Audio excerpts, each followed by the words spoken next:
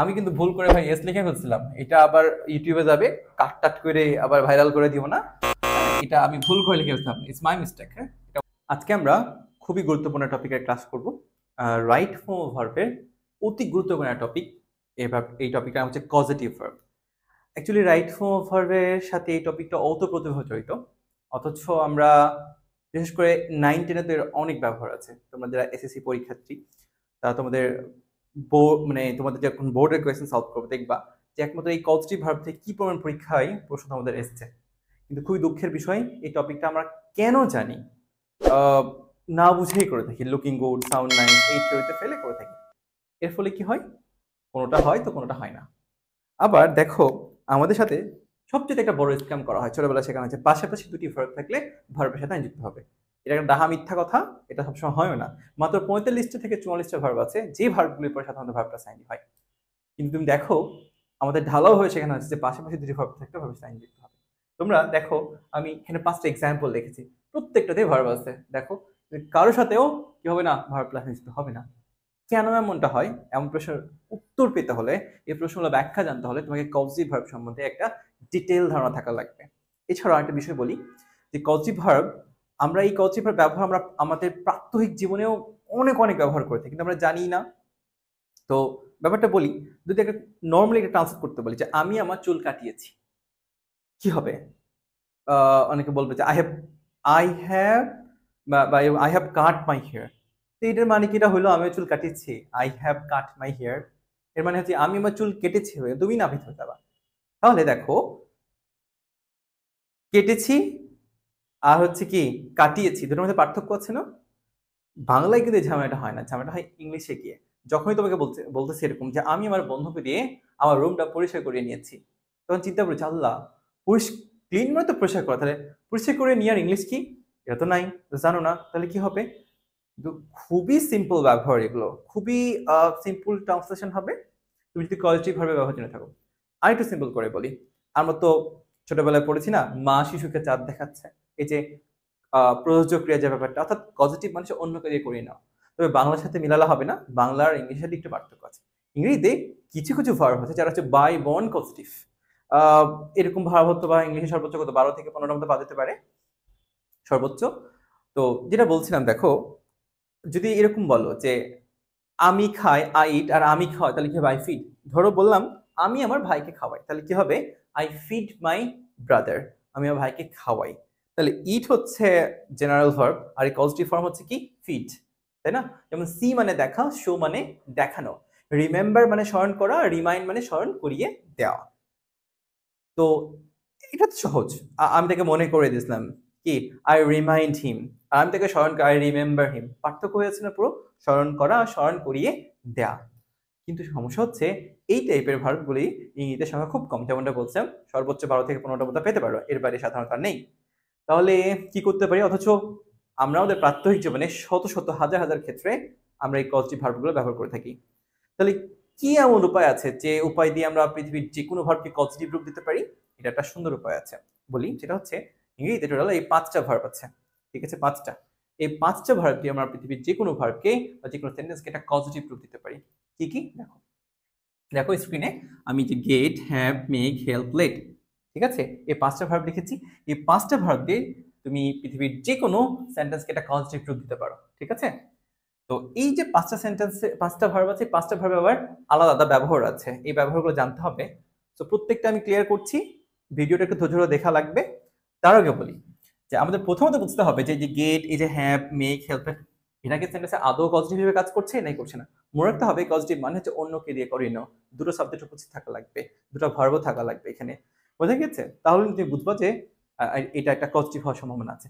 এখন তোমাকে cross check করতে হবে যে এটা কি আদৌ পজিটিভ নাকি পজিটিভ না। ক্রস চেক কি মানে কেমনে করবো? আচ্ছা, যদি বলি আই গট দ্য জব, হ্যাঁ, বা I get the job, I will get the job, তাহলে কি গেট এখানে পজিটিভ কাজ করলো? নো, কারণ এখানে তো অন্য কেউ কোনো কাজ করে বোঝাচ্ছে না। তার মানে তোমাকে বুঝতে হবে যে get, have, make, help, let এগুলো আদৌ কি পজিটিভ কাজ করছে নাকি করছে না। এটা বুঝতে হলে তোমাকে একটা স্ট্রাকচার মনে রাখতে হবে। দেখো, আমি প্রথমত 5CV লিখছি, মানে পজিটিভ ভাবে সংক্ষিপ্ত রূপ 5টা, 5CV তে 5টা পজিটিভ ভার্বকে বুঝেছি। তো যে স্ট্রাকচারটা হচ্ছে মনে রাখবা, সাবজেক্ট, ঠিক আছে, প্লাস 5 CV, মানে এই 5টা পজিটিভ ভার্ব যে কোনো একটা বসতে পারে, অ্যান্ড তার ঠিক পরপরই একটা নাউন অথবা প্রোনাউন থাকবে এবং তার পরপর একটা ভার্ব থাকবে। যদি এমন কোন স্ট্রাকচার পাও সেন্টেন্সে, তাহলে তুমি ধরে নিবা যে এই 5টা পজিটিভ ভার্বের যে কোনো একটা কি হিসেবে কাজ করবে, পজিটিভ হিসেবে কাজ করবে। ওকে, এবার এই স্ট্রাকচারটা এখানে মেলাও তো, দেখো তো পাচ্ছ কিনা। দেখো স্টুডেন্ট সাবজেক্ট পেয়েছো 5টা পজিটিভ ভার্বের যে কোনো একটা এখানে আছে। এবার দেখো একটা নাউন বা একটা নাউন আছে এন্ড তার ঠিক পরে একটা ভার্ব থাকা দরকার। Sorry for this. আচ্ছা, তো দেখো এই 5টা, দেখো এই যে স্ট্রাকচারটা একদম সেম ভাবে মিলে যাচ্ছে না, তার মানে আমি ধরে নিচ্ছি যেখানে গেট পজিটিভ হিসেবে কাজ করলো, এবং এখানে প্রত্যেকটাই গেট হ্যাভ প্রত্যেকে এখানে কি কাজ করছে, পজিটিভ হিসেবেই কিন্তু কাজ করছে। ওকে, আচ্ছা, তো প্রথমত বুঝে গেলাম যে এখানে পজিটিভ। এখন আমাকে বুঝতে হবে যে পজিটিভ ভার্বগুলো আসলে মানে কি রুল মেনটেন করে, গ্রামারে কিভাবে কাজ করে। এটা যদি বুঝতে চাও তাহলে তোমাকে আরো দুটো কনসেপ্ট বুঝতে হবে, সেটা হচ্ছে ডুয়ার আর একটা হচ্ছে রিসিভার। এটা হচ্ছে ডুয়ার আর এটা হচ্ছে কি রিসিভার। ওকে, তো ব্যাপারটা হচ্ছে যে দেখো স্টুডেন্ট গেট দেয়ার নোটস, হ্যাঁ এখানে ডুয়ার আর রিসিভার বলতে আসলে বেসিক্যালি আমি কি বোঝাতে চেয়েছি এটা একটু খেয়াল করো। আরেকটা বিষয় মাথায় রাখবা, মনে রাখবা যে get have make help let এটা তো প্রেজেন্ট ফর্মে আছে না, এটা পাস্ট ফর্মও থাকতে পারে, কোনো সমস্যা নেই। অর্থাৎ গেট গড হতে পারে, হ্যাভ হ্যাড হতে পারে, হ্যাজ হতে পারে, হ্যাঁ মেক মেড হতে পারে, হেল্প হেল্প হয়ে যেতে পারে, কোনো সমস্যা নেই। ওকে, আচ্ছা এবার বলি ডুয়ার কি। ডুয়ার মানে বুঝতে পারছো যে ডু করে, মানে যে কাজ করে সে ডুয়ার। রিসিভ মানে কি, যে কাজ করে না, যে রিসিভ করে শুধু। ওকে, তবে এখানে আমি আরেকটু ক্লিয়ার করে বলে তোমার জন্য সুবিধা, মনে রাখবা যে এই যে পজিটিভ ভাবে পড়ে লিখে নিতে পারো সংজ্ঞাটা হবে যে পজিটিভ পজিটিভ ভার্বের পরে যে নাউন বা প্রোনাউনটি থাকে, যে নাউন বা প্রোনাউনটি থাকে তা যদি নিজের কাজ নিজেই করে, নিজের কাজ নিজে করে, তখন তাকে কি করে, ডুয়ার বলে, তখন তাকে ডুয়ার বলে। ঠিক আছে, তখন তাকে ডুয়ার বলে। আবার রিসিভার পজিটিভ ভার্বের পরে যে নাউন বা প্রোনাউনটি থাকে তা যদি নিজের কাজ নিজে না করে, ঠিক আছে, আহ, বা করতে পারে না, বা করতে পারে না, ঠিক আছে, বা করতে পারলেও করে না, করতে পারলেও করে না, এমনটি বোঝালে, এমনটি বোঝালে তা এমনটি বোঝালে তা কি হবে, তা রিসিভার হয়। বুঝতে পারলে, এ হচ্ছে রিসিভার। তোমরা হচ্ছে একটু সংজ্ঞাটা হচ্ছে স্ক্রিনশট দিয়ে রাখো, বা তোমরা এখন পজ করে লিখে নাও, এটা খুব কাজে লাগবে। কারণ মূল ব্যাপারটাই হচ্ছে এই পজিটিভ ভার্ব নিয়ে, বুঝে গিয়েছে? সো এবার আমি এগুলো একটু মুছে দিব, আমি কিছু সূত্র লিখবো। হ্যাঁ, এই সূত্রগুলো তোমাদের হচ্ছে মাথায় রাখা লাগবে। সূত্রগুলো খুব সহজ, এভাবে মনে রাখতে পারো যে গেটের পর যে ডুয়ার হয়, গেট প্লাস ডুয়ার হলে কি হয় জানো, টু প্লাস ভার্বের বেস ফর্ম উত্তর হয়। আর গেট প্লাস যদি রিসিভার হয় তাহলে হয় সরাসরি ভার্বের 3 তাহলে বুঝলা আছে ডুয়ার রিসিভার বোঝার ব্যাপারটা কত দরকার। তারপরে যদি বলি হ্যাভ, হ্যাভ প্লাস ডুয়ার সমান হবে ভার্বের বেস ফর্ম। আবার হ্যাভ প্লাস যদি রিসিভার দাও তাহলে যদি থাকে তাহলে অ্যান্সার কি হবে, V3। স্ট্রাকচার দেখো, গেটের পরে ডুয়ার হয় টু প্লাস ভার্বের বেস ফর্ম, আর গেটের পরে ডুয়ার হয় ভার্বের বেস ফর্ম, এটা মাথায় রাখা লাগবে ভালো করে। এবার দেখো একটু মেক নিয়ে বলি। হ্যাঁ, মেক, মেকের পরে ডুয়ার অথবা রিসিভার, যাই থাকুক না কেন, ঠিক আছে, এদের পরে অলওয়েজ কি হয় জানো, ভার্বের বেস ফর্ম হয়। এবার হেল্পের ক্ষেত্রে বলি, হেল্প প্লাস ডুয়ার অথবা রিসিভার, যাই বলো না কেন, এদের পরে ভার্বের বেস ফর্মও রাইট, আবার কি টু প্লাস ভার্বের বেস ফর্ম রাইট। ওকে, 1 2 3 4টা গেল। এবার আছে বাকি লেট। লেট, লেট প্লাস যদি ডুয়ার দেই, ঠিক আছে, লেট প্লাস যদি ডুয়ার দিই তাহলে কি হবে, লেট প্লাস ডুয়ার হলে হবে ভার্বের বেস ফর্ম, আর লেট প্লাস যদি রিসিভার দেই তাহলে হবে be plus V three, be verb না কিন্তু সরাসরি বি প্লাস ভার্বের ভিত্রি হচ্ছে। এই হচ্ছে সূত্র। ওকে, এই সূত্রগুলো অ্যাপ্লাই করব একটা একটা করে। তার আগে আমি এই দুটোর আগে অ্যাপ্লাই করে তোমাদেরকে দেখাচ্ছি। এটা হচ্ছে দেখো, স্টুডেন্টস গেট দেয়ার নোটস, ভালো করে খেয়াল করো তো ভাইয়া, যেখানে ডুয়ার রিসিভার আগে বের করি, ঠিক আছে, খেয়াল করো, গেটের পরে যে নাউনের প্রোনাউন, এই যে নাউনটা, দেয়ার নোটস কি একা একা প্রিপেয়ার হয়েছে? নো, তার মানে কি দেয়ার নোটস এখানে রিসিভার। ওকে, দা বয়, এই কাজটা কি করে দা বয় করছে না, তাহলে এটা কি doer. I have my, my bike কে কে রিপেয়ার হতে পারে? নো, তাহলে এটা কি রিসিভার। ওয়াশিং মেশিন, ওয়াশ করার কাজটা কে করছে? ওয়াশিং মেশিন নিজেই করছে, তাহলে ডুয়ার। ওয়াশিং মেশিন কি একা একা ভালো হতে পারে, ফিক্স হতে পারে? নো, তাহলে এটা হলো কি রিসিভার। এবার সূত্রগুলো অ্যাপ্লাই করে দেখো, দেখো গেট প্লাস রিসিভার, তাহলে আনসার কি হবে এখানে? প্রিপেয়ার্ড। এখানে আনসার কি হলো? Prepared. Okay, I get the boy do my works, এটা কি ডান হবে? নো, কি হবে দেখো, গেট প্লাস ডুয়ার হলে কি হয়? টু প্লাস ভার্ব, আনসার কি হবে? To do my works. My works কথাটা ভুল, টু ডু মাই ওয়ার্ক হবে, ঠিক আছে। Okay, I have my bike repair tonight, কি হবে? দেখো হ্যাভের পরে কি হচ্ছে? রিসিভার, তাহলে কি repaired. I have my washing machine wash, দেখো I have my washing machine, my washing machine. Okay, wash করার কাজটা কি মাই ওয়াশিং মেশিন করছে না, তাহলে হ্যাভ প্লাস ডুয়ার হলে কি হবে? Base form wash. আর দেখো হ্যাভ প্লাস রিসিভার হলে কি হবে? ফিক্সড। ওকে, বুঝছো? এই হচ্ছে কাহিনী, মানে তুমি ডুয়ার রিসিভার বুঝবা আর এই কটা সূত্র মুখস্থ রাখবা, কজেটিভ ভার্ব একদম ক্লিয়ার, বুঝতে পেরেছো? এখন দেখো, আমি কিন্তু ভুল করে ভাই এস লিখে ফেলছিলাম, এটা আবার ইউটিউবে যাবে, কাট টাট করে আবার ভাইরাল করে দিব না।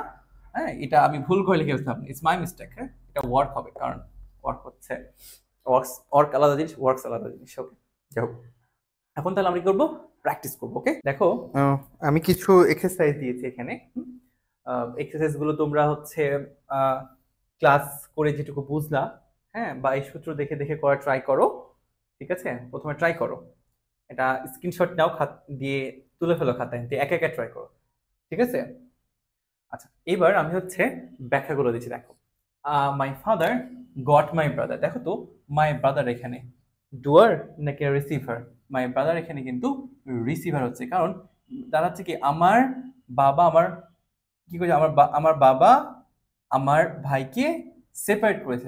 মাই ব্রাদার সেপারেট হওয়ার কাজটা কি মাই ব্রাদার করেছে, না বাবা করিয়েছে? আমার ভাই তো এখানে হতে করতে চাইনি, আমার বাবা আমার ভাইকে দিয়ে করিয়েছে, বুঝছো? তাহলে ডুয়ার আর রিসিভার, তাহলে এখানে কি হচ্ছে?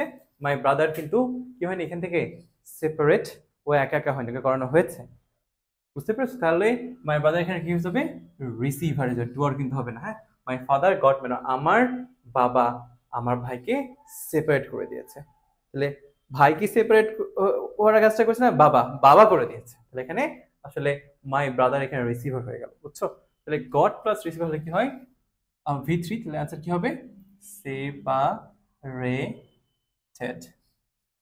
ওকে, তারপর দেখো, I had Pori Moni expel for her reckless job, আমি পরিমণিকে এক্সপেল করে দিয়েছি তার বেপরোয়া কাজ কামের জন্য। হ্যাঁ, দেখো পরিমণি ডুয়ার নাকি রিসিভার? পরিমণি কে এক্সপেল হয়েছে, না এক্সপেল হওয়ার কাজটা আমি করে দিয়েছি, তাহলে এখানে পরিমণি রিসিভার, রাইট? তাহলে হ্যাড প্লাস রিসিভার হলে অ্যান্সার কি হয়? এক্সপেলড, ঠিক আছে, V3 হবে। আই হ্যাভ মাই টিথ, আমি আমার দাঁতগুলি কি করেছি? আমার যে আমার সময় দাঁতের প্রবলেম হয় না, দাঁত রিপেয়ার করায়, কেউ দাঁত ক্ষয় হয়ে গেলে পূরণ করিয়ে নেয়, যে ব্যাপারগুলো। তাহলে আই হ্যাভ মাই টিথ, আমি আমার দাঁতগুলি কি করেছি, ফিল করিয়েছি আজকে রাত্রে। তাহলে মাই টিথ কি একা একা ফিল হইতে পারে? নো। তাহলে হ্যাভ প্লাস রিসিভার হলে আসলে কি হয়, এখানেও আবার কি হয়ে যাবে, ফিল হয়ে যাবে। ঠিক আছে, I have my friend clean the room. ঠিক আছে, আমি আমার বন্ধুকে দিয়ে রুমটাকে, দেখো মাই ফ্রেন্ড, ভাই ক্লিন কিন্তু মাই ফ্রেন্ডই করছে, বুঝতে পেরেছ?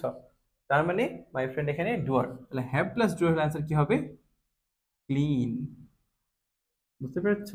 বেস ফর্ম হবে। ওকে, আচ্ছা এবার দেখো, যদি এরকম বলি যে I make him, I make him complete the task, মেকের পরে ডুয়ার থাকুক আর রিসিভার থাকুক, যাই থাকুক এখানে কি হবে, ভার্বের বেস ফর্ম। তাহলে এখানে অ্যান্সার কি হবে, complete. Okay, I make my car same thing, তাহলে এখানে অ্যান্সার কি হবে, ওয়াশ, কারণ আমরা জানি মেকের পরে ডুয়ার রিসিভার যেই থাকুক না কেন ভার্বের বেস ফর্ম হবে। He helps me finish the task, তাহলে হেল্পের পরে ডুয়ার রিসিভার যাই থাকুক না কেন কি হবে, বেস ফর্মও রাইট। আবার তুমি যদি মনে করো টু প্লাস ভার্বের বেস ফর্ম করবে, তাতেও right, base form right, infinitive right. Let me do, লেটের পরে মি, মি তো হচ্ছে সলভ করেছে, তাহলে কি base form, let me solve. আর দেখো দা ম্যাথ কে সলভ হতে পারে, নো, দা ম্যাথ একা একা সলভ হতে পারে না। তাহলে অ্যান্সার কি হবে, তাহলে লেট প্লাস রিসিভার হলে কি হবে, সূত্র দেখে মিলাও, বি সলভ। এই তো, একদম খুবই সহজ। তবে তোমার একটা জিনিস বলি, হ্যাঁ একটা জিনিস খেয়াল করো, যে ভাইয়া দেখো, যে যখন দিচ্ছ এরকম যে গেট প্লাস ডুয়ার হলে কি হচ্ছে, ভার্বের বেস ফর্ম, কিন্তু ভার্ব বেস ফর্ম না, আমি এখানে ভুল করেছিলাম, টু প্লাস ভার্বের বেস ফর্ম। আর হ্যাভ প্লাস আর যদি ডুয়ার হয় তাহলে আবার শুধুই ভার্ব বেস ফর্ম, এই দুটো নিয়ে ভাইয়া একটু প্রবলেমে পড়তে পারো, এবং ভালোই ঝামেলা হবে সলভ করতে গিয়ে। কারণ আমরা যখন ছাত্র ছিলাম আমাদের প্রবলেমে পড়তে হতো।